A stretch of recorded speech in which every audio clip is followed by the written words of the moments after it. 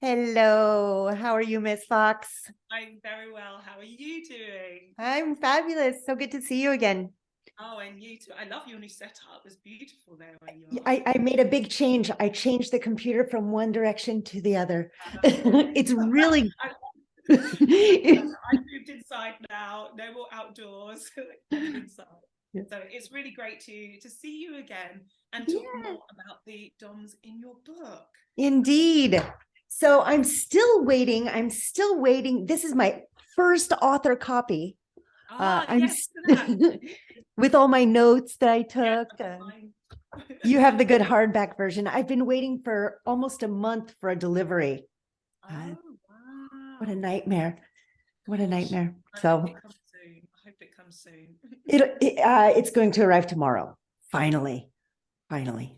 Everybody watching, doesn't Miss Inanna look gorgeous today? Doesn't she look absolutely beautiful? I love And the every day. neck. Coming from Exactly. you, I appreciate that because you are always on your game, lady. Always. Thank you. Look at my tan lines as well. Like tan, like I'm definitely living in the sun. Definitely Yeah, living. good for you. Oh, I'm going to do something that we did last time. I'm going to take a audio recording of this Yeah. as we're doing this, Hmm. just in case. Yes. Perfect. There we go. Now we have audio, visual, everything. All Everything. good. All good. So let's go along with our plan. As Miss Fox mentioned, we're taking quotes from my book, The Heart of the Dominatrix, Portraits Hmm. and Interviews of Exceptional Mistresses. And we're taking one quote from each chapter. So one quote from each of the wonderful DOMs that are in this book and using it just kind of as a starting point for rambling about FemDom and all things fabulous. So Exactly. the next person we're going to be talking about is Lady Daria. Yep. If There you're, we go. Now I'm yeah, on to Lady Daria. who is in Poland, and she has a prison. She has a fully functioning prison, of course, a BDSM prison. So they are not real prisoners. They are people that come to see her to have a prison-like experience. And Miss Fox, what is the quote that we're going to be using today? Yes, so Lady Daria says, it's exciting to meet new people with whom I start a new adventure every day. I never know what will happen or who I will meet. I do not hide that it is also good that it is also always good to show your strength and watch how at the beginning of a session you have a confident man, then a small submissive dog comes out who no longer tries to show me how outstanding he is, but focuses only on how to please me. I love that quote. It's so good because it's how we all feel, isn't it? You know, we get the man sometimes who comes along, and especially in our pre-conversations, maybe if it's the first time they meet us, they say, oh, I want this, I want that, I want that, and they really try to control the whole situation, and you're like, you might be thinking that right now, but as soon as you're in presence with me, everything goes out the window and I will see you for who you truly are. We all know that men have this fake, false bravado of what they think they should be because society has told them how they should be behaving, how they should be interacting with women, with their peers. But in truth and matter of fact, when everything else goes away and it's just me and that other person, or Lady Daria and that other person, and yourself as well, Inanna, with that other person, you know the truth always comes out and a submissive dog comes out. So Indeed. so I'm sure it must feel so incredibly liberating as a submissive to not have to live up to those expectations anymore, to know that they're with somebody that they can truly be themselves, they can open up and just have like the most wonderful experience. Yeah. Yeah, that they trust us enough to have those type of experiences that so many people need. So many of us need to have those experiences where we let go. And I think even as dominant women, there are certain times when we need to let go. Sometimes I just want to lay on my couch and do absolutely nothing and be responsible for nobody, even though 99% of the time I thrive on control and keeping things in a certain framework. I think as humans, we all need that space to let go. And aren't we lucky that we're able to provide that space for so many people? Right, exactly. And especially for us too, it works both ways. Like, we are allowed to be dominant. As women, society doesn't afford us those opportunities a lot of the time. So with another person in our space, we can be whoever we want to be in that moment in time. And it's so powerful, it's so liberating, so freeing for everybody involved in it. And it's perfect. But yeah, also, like you said, it is nice to switch off as well from time. Like, it's nice to be able to turn these things on and off. And I'm pretty sure with submissives, they probably do in their life do enjoy being dominant, or if they're, if they've got jobs that require a lot of responsibility, I'm sure they really like that. But then when they come to us, they can be something different, and again, just switch off and relax. So we actually all have the same experiences, we just experience it at different times. Absolutely. Humans, we're on a spectrum. We're not, okay, so I'm dominant 99.7% of the time, but that little percent of the time where I'm interacting with my best girlfriend or with my partner or with a trusted submissive, where I don't have to, I don't like to use the word perform, because it's not a performance for me. It's not a performance, it's just a different side of yourself. Like, we're Right. multifaceted people, so we have dominant sides, we have sides that we are allowed to be a bit quieter, maybe not so out there. We've all just got different personalities, but it just depends on which personality you tap into at a specific time, depending on who else you're around. So Yeah, absolutely. And watching those little boys turn into dogs at our feet, that is yummy. That is something really important, actually, we just touched on, because I think to some people it might seem a performance, and to some people it is a performance. As we said in our last interview, some people do put on the dominant role, it's part of a job for them, whereas when you're naturally dominant, or when you are just you performing, like exploring kinks and fetishes, it's just another side of yourself that you just tap into. That's all. It's the same, I think, for you and I. Doing this project of the Heart of the Dominatrix, there were some common points that I found in a lot of our experiences, that a lot of us we stole boys' lunch money. It's so common, it's become a trope. It's just, but we bossed boys around. We asked for raises. We asked for promotions. We were ambitious in other aspects of our life. It wasn't just, we were born like this. Right. That's really good. I don't think it's true for all professional dominatrices, but I think that it's true for a lot of us. I think that we enjoyed pushing boys around. We enjoyed stealing their lunch money. Like I said, it's become a trope. It's totally stereotypical. Like, every dom has said it, but why is that so true? Why? But because a lot of us were just born like this. We were born outspoken. We were called pushy or bitchy, or we didn't stay quiet when things were unjust. Yes, exactly. I was exactly like that as a child. I had two different sides of me. I actually did a seminar yesterday, and just talking a little bit about myself, and I recount a story about how I was the most confident one in my class, that kids used to come up to me and say, "Oh, can you tell that boy over there that we don't want him playing with us anymore?" Sometimes you get that kid, and it's so sad to say it, that you just didn't get on with, or maybe they're a bit too geeky, or they didn't fit in. And my way of telling that boy that we didn't want him playing with us anymore was actually just to push him over. I just pushed him over. I was like, "Yeah, we're going to be playing." I broke his glasses, and then his parents came to my parents' house with a bill of £60 to play with his glasses. So, like, that was my way as a child to deal with, like, how I communicated as a child. Obviously, as I grew up, I realized that's not the right way to communicate, but I could do that now consensually. If a boy wants me to push him over now and beat him up, I'm like, yes, hell gets sure game. But I've always been doing that. I also arm wrestled boys in class as well. I was always very physically strong. And my teachers, funny enough, the male teachers actually couldn't beat me at arm wrestling at 15. Yeah, I was always very strong, very strong. So it's really interesting to, as you say, we've always been like this. It's not something that we've just decided, hey, one day I'm going to pretend to be dominant. Like, no.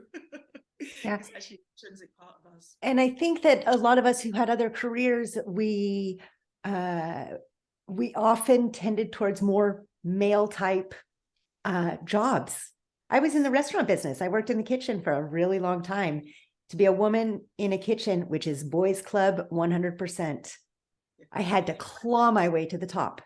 Yeah, You know, me too. I actually had 8 jobs in 10 years. I was never getting promoted, never I remember moving you up. saying that. Yeah. Yeah, I never get anything. And my first job was in an engineering company.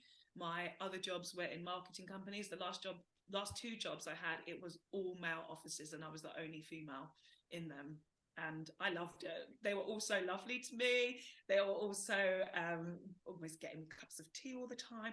They actually were so complimentary. They'd always be like, "Oh my God, you dress so well." And the funny thing was, even though in one of my departments they would say I dress so well, one older gentleman said to me once, he goes, "You do realize you're making the other ladies as well dress better?" I was like, "What?" Like attracts like, right? Yeah, yeah. Without necessarily getting into competition, but if we hold ourselves up to a high standard, those around us are going to hold themselves up to a higher standard. That's what I hope, and that's what I want for FemDom. Like, I want a lot of us, a lot more of us, to project the best sides of women and inspire each other. That's what we should be doing, inspire each other. Like, oh my God, because that's how exactly I was inspired when I became a FemDom. I was looking around for other dominatrices where I could look up to them and be like, wow, you are incredible. That is the person who I think I am inside, but I would love to show that on the outside more. So I've been greatly inspired by actually some of the dominatrices in this book that you've chosen. I've been like, wow, you're incredible. I would love to be able to emulate your kind of confidence. So, and then it's become more natural for me. And that's one of the reasons why I really want to encourage people to buy this book, to share this book, to, hey, everybody, the holidays are coming up. If you don't have a copy, do yourself a favor. But these women are really, really inspiring. Even if you don't have the same practices, you don't have the same beliefs, they're inspiring as can be. So get out there, get your copy of The Heart of the Dominatrix. Let's move on to the next quote. Let's switch this around. You're going to introduce yourself because this is a quote that I chose that I want to talk about with you. The fabulous Miss Foxx. So for those that don't know you, tell us really briefly about who you are again. Yeah, again, hello everybody. Again, it's Miss Foxx here.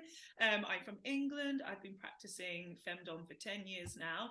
As we just mentioned, I've always been a dominant woman. I don't actually identify myself really as a FemDom. I'm just a dominant woman who likes kinky things.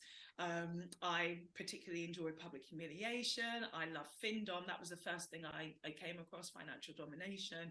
I love sissification. I love Black female supremacy. I love tease, deny, impact play, anything that could really change and shift any societal power dynamics. I really, really enjoy. And scenarios where my Blackness can be celebrated as well, because obviously it's not really been acknowledged, or my history has completely been erased. I've been born and raised in the Western world. So in my submissive spaces, I get a lot of respect, a lot of admiration.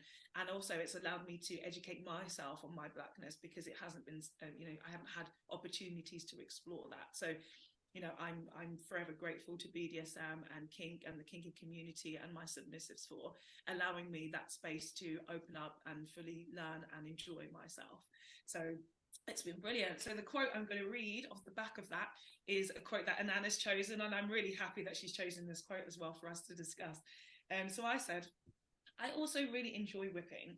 The whip is an extension of my physical power, the sound of the crack, the pain it inflicts. And to be able to do this to a man consensually really empowers me as a woman. Culturally, it has a huge significance because I know white masters whipped my ancestors.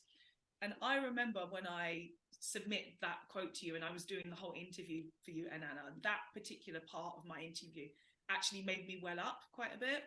I think it was the first time that I'd actually really thought about it and really identified what it means to whip somebody that specific, like a white man who has seen me and said, I need her specifically to whip me because of the way I feel that Black people have been treated. This is the only way I feel that I can be forgiven. You know, this is a way for them to repent their sins. And actually, I can relate it to something we're going to talk about later. Actually, Lady Satanatrix has mentioned something about oppression and repenting for sins, because she does religious play. That's how I feel when I'm whipping someone specifically. It is an act of forgiveness. You know, they want to be forgiven. It is just, honestly, it's so powerful to me. And I love to see the marks on their skin while after they've left the session. You know, they will send me pictures, days, weeks, however hard I've whipped them. They said, thank you, mistress. This is still this is going to be a permanent reminder to me of how you treated me in that moment. And it's not with contempt. I don't have contempt in my heart. I don't have that, but I feel so free and liberated. Sorry, that's my Alexa. Alexa, stop. Invited me to come and do this talk. Alexa, cancel 12 a.m. Oh, it's 12 p.m. alarm. It's also going to go off as well. I should do. The alarm might go off very shortly, but I'll stop that. But yeah, as I said, it's not anything about really feeling angry or any kind of revenge. It's just complete liberation for myself, for my submissives, just kind of like, we are so able to smash what the society has told us that we should be, that Black women are low and they are undesirable and they're ugly and they just deserve to be low down. They don't deserve to be promoted in jobs. They don't deserve to be respected. But all of my submissives, and actually in the kinky community, I have felt so raised and so lifted up. I've never felt that in any other avenue in my life, not even in, sorry, there it is, Alexa, stop. I've never felt that kind of support in any aspect of my life, in relationships, in careers, even in my own family, because growing up in England, it is literally a case of you cannot be seen to be Black, you cannot identify with your Blackness, because you have to fit in with everybody else. You have to fit in with the 90% population of the country and try to have the most well-spoken accent like I do now. You know, it's just, if you don't have those things, you are so picked apart, you are so scrutinized, and no matter how hard you try, you'll never be afforded the same opportunities as someone else. So yeah, I've been able to climb up through the ranks through BDSM. I've learned and earned respect. I have been, yeah, as I said, just, you know, raised up and lifted up, where I've had to go through the journey where I have eventually felt equal to my peers, because I didn't in the beginning. Now I feel so equal. And I'm not ashamed to say it, I do feel superior now to some of them. Like, my ego has allowed me to become better. And also at the same time, I do feel superior to some women, but also at the same time, I'm keen on lifting them up higher to my level as well. And I think that's what we should all be doing. We should be empowering the women who have felt insecure throughout their time and saying, hey, do you know what? I know why you feel insecure right now, but you can all rise up. We can all rise up, and hopefully eventually we'll all feel as superior as each other. Yeah. Yeah, that is something wonderful about this world of BDSM and FemDom, is that we're able to lift ourselves up. We're able to see our own value, and we're able to, in certain ways, use it as one small aspect of working through trauma. Right. I think a lot of us agree that BDSM isn't therapeutic. It's not therapy. It can be therapeutic. Right. In conjunction with, with the other work that we do. There can be wound healing through whipping someone. Absolutely. You and your white male partners, play partners, subs, slaves, you can heal certain aspects of that old historical trauma that both of you carry with you from your ancestors. It's not going to fix everything. And like you said, it's not done with contempt. It's done with love and respect and an understanding that both of you need this. Yes. And BDSM is like that for a lot of us. It can Absolutely. be. I find it kind of like a domino effect. You know, it's once you do this one thing, slowly and surely things change. I say now my submissive has that education as to why he's been whipped. He takes that then to his white friends and his white family. Obviously, he may not say, "Hey, I got whipped by a black woman Right. today." He will interpret that in a way that can be palatized quite easily with, you know, in his personal life. And I do exactly the same. I don't say I whipped a white man today. I say this is what I learned. I learned that we should actually be gaining respect in these ways, etc., etc. So yeah, it's a very nice knock-on domino effect that can be spread throughout society. Yeah.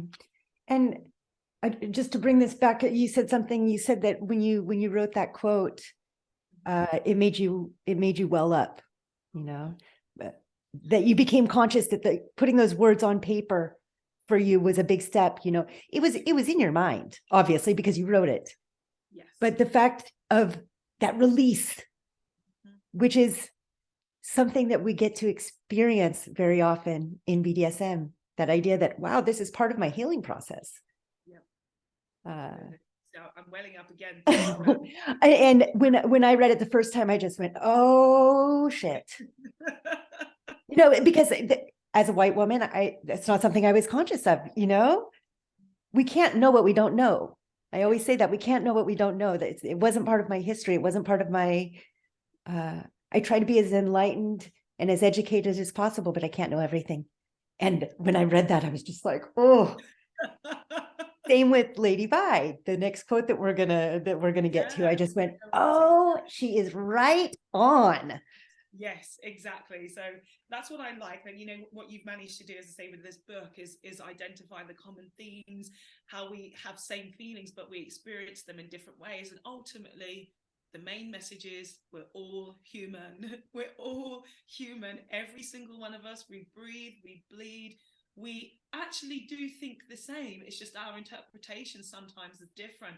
And in our differences, you know, I found myself in very, very interesting conversations with people who have been very upset about something. And I'm like, okay, well, take a moment, because I know all that is actually mainly is that you want to be heard. Tell me what it is that you're upset about, because you're probably thinking that I have a completely different opinion, different experience, but actually you find a lot of commonality when you let people just talk, or people are allowed to share their stories like this, and you think, oh my God, actually I think and feel exactly the same. So it's great. So we'll talk about Lady Vi, Satanatrix. Satanatrix, yes. Satanatrix, sorry, pronunciation. No, I think it's Satanatrix. I think that would be how it's pronounced. Honestly, I've never said it out loud. Lady Vi, whatever. Satanatrix. I think that's how it sounds in my head. Sorry if we're butchering your name. I'm sure you correct us, so apologies in advance. And I love this photo, actually. This photo of her is absolutely. She has one photo in the book. All of her photos are just stunning, just like all the other ones. But there's one photo in the book where there's a bunch of figures in the background that I just fell in love with. When I saw that picture, I just went, oh my goodness. Where she's in the center of the room and there's all these figures around her. Yeah, this one. Oh, yeah, fantastic. So what quote did we choose? Yes, so the quote is, the most exciting aspect of incorporating religious ideology into play is perverting institutions meant to oppress and subjugate women like me. Taking back the power from those who would subdue you is incredibly erotic. Those who have grown up entrenched in religious oppression have deeply ingrained guilt and shame regarding their own pleasure. And it's so true. It's so true. So true. I didn't grow up with a particularly religious background. I mean, I have religious family members. My auntie actually is a pastor in a church in Nigeria. My mum and dad have had Anglican, Christian, and actually Islamic upbringing. My dad, being Nigerian, had Christian and Muslim teachings, Islamic teachings, so he can actually speak and read Arabic. But growing up in the UK, I went to schools where they made us, read Bibles and things like that. And I always remember feeling jealous back then, thinking, why do Jehovah's Witnesses get to leave assembly? Like when I was probably 10, 11, 12 years old, younger than that maybe, I just kept thinking, why do I have to stay and listen to religion? Because it's not something that I subscribe to. It's not something that I do believe in. So why am I being forced at school to believe these things and to hear the word of a God? So I really am so happy to read things like this about how religion has oppressed people in their mindsets. It has made them think and feel certain ways. I mean, I personally do have a big issue with Christianity. You know, I've met a lot of people, awful people who, you know, do the whole thing, well, God will forgive my sins. God will, like, but what about me?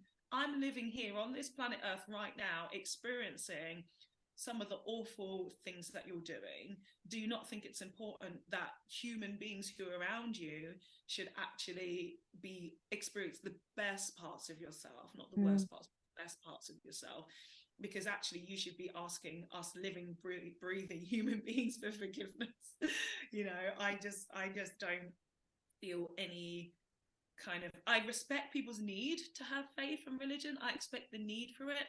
I just don't really respect it, I will say.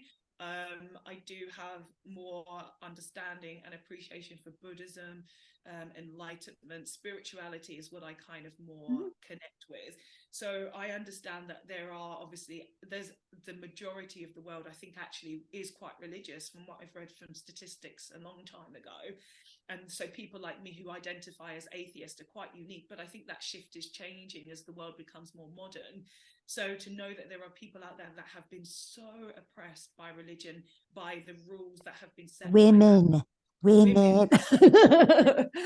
how religion has been created by men to oppress women. So, you know, it's breaking out of that. It's men or women coming into a space where they know that they don't have to conform to those certain rules in that safe space that we provide them in a religious play aspect. We can say, do you know what? I mean, I do this actually with my own submissives. I do have my own church, Church of Fox, where they come and worship me, and they know that I'm real. They know that I'm a real person who is a goddess on this earth that they can speak to, and I will respond. You know, it's not just speaking things out into dead air. It is something, you know, I am somebody that they can look up to. I can be worshipped. I can guide them. I can lead them. I can educate them. And, you know, they have a direct line to me. And of course, they are paying for the privilege of that. It's not like passing the empty. Passing the basket. Yeah, pass the basket. But I will reap the benefits of the basket. And you will see that money reinvested in different ways, whether I am putting it back into the Black economy or, you know, into myself and my friends and family. You will see how that money has been spent. It's not just being spent on a building or something like that, where you feel like you can, again, you know, repent your sins. You can talk to me directly about how you feel about worshipping me as a person. How does that make you feel? And you will have answers for that worship. So it's definitely something really important to talk about. I think about the guilt that Lady Vi says about the guilt and shame regarding their own pleasure as well. The fact that religion teaches you to repress so much of your natural feelings as well. You must have so much conflicting thoughts in your mind constantly about how you enjoy yourself sexually, how you enjoy yourself through kink and BDSM, being told that those things are wrong. But who told you that these things are wrong? Just a scripture, a book, or something like that. Who you are as a person inside cannot be wrong, because if you believe in religion, you believe that God created you. God created you. So how can it be wrong how you're feeling? It just doesn't make any sense. It doesn't make any sense. I totally agree with you. And I too am more on a spiritual path than a religious path. Religion does not work for me at all. Yeah. It so often is used as a tool for oppression, whether that anyone that's other, and it's used for othering anyone that isn't part of the in-group, regardless of what religion it is. This is kind of what I see. We've got 10 minutes just to let you know. We're going to wind this up because me and you end up talking for a really long time.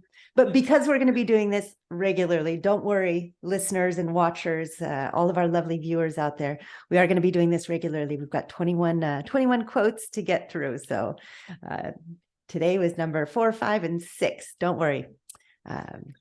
But yes, religion, I think for me is so often used as a tool of repression. And being the staunch feminist that I am, it doesn't work for me. It doesn't go with my beliefs. It doesn't work because using the word of God as a tool to oppress women just seems ridiculous, especially because God says we are the life source. We are the life source. We're the ones that carry babies and give life. That's right. And it's called Mother Nature. Mother Nature is the one that actually created the earth as well. So, and made it thrive and grow. And Mother Nature is powerful. And we know not to mess with Mother Nature as well. Which, unfortunately, we're seeing some pretty dramatic consequences in the last few years. Exactly. Because we've kind of messed with her a little bit too much and she's getting angry. She is very upset with us. Very upset with us. Very upset. So yeah, it's definitely having religion.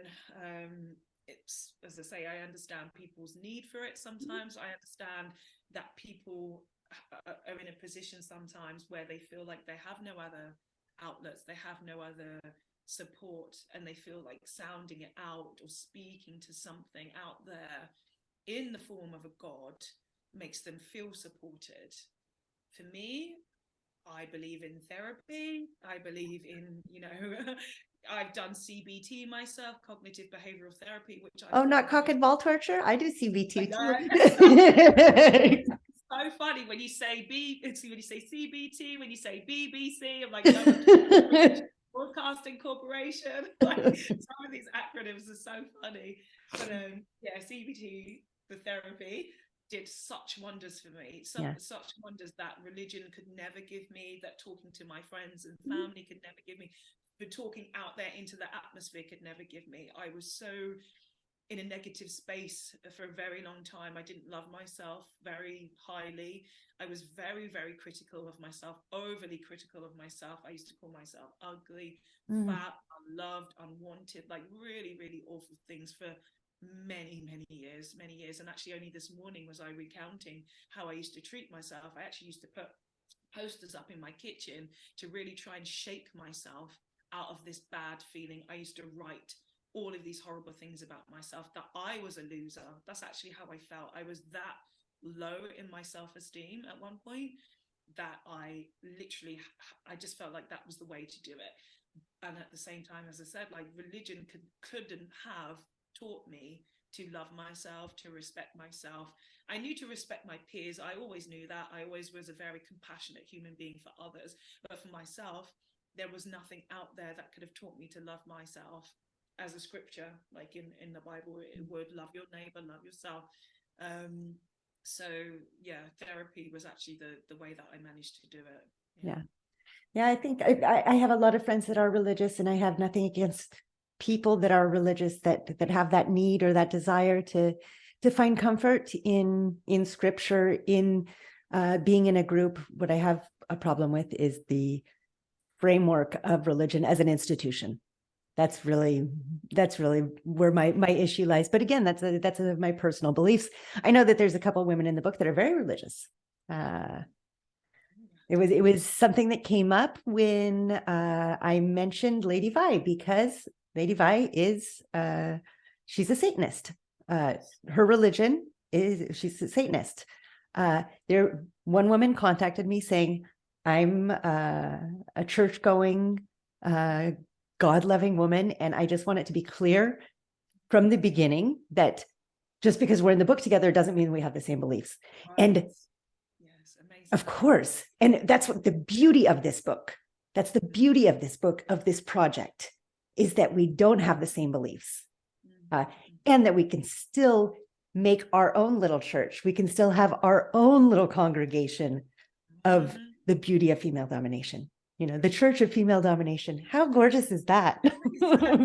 Exactly. I love it. So I am religious. I mean, we all are, because we all want to be worshipped by our submissives, right? So that is a type of religion. That's what we're inadvertently creating when we're demanding respect and we're demanding this kind of interaction.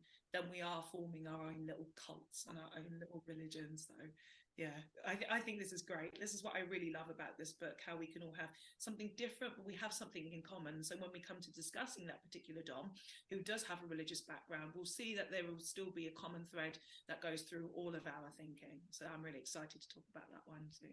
Yeah. We will get back to more quotes soon. For those of you watching, if you don't have a copy, you can get one at heartofthedominatrix.com. Miss Fox, tell us your website again. It's missfox.co.uk and you can just Google me. And my website is inannajustice.com. You can find us both on Twitter. You can also Google Inanna. She's very, very popular on the internet. You can Google her too. Yeah, we're kind of all over the place, aren't we? Yeah. Thanks for tuning in. We will see you soon.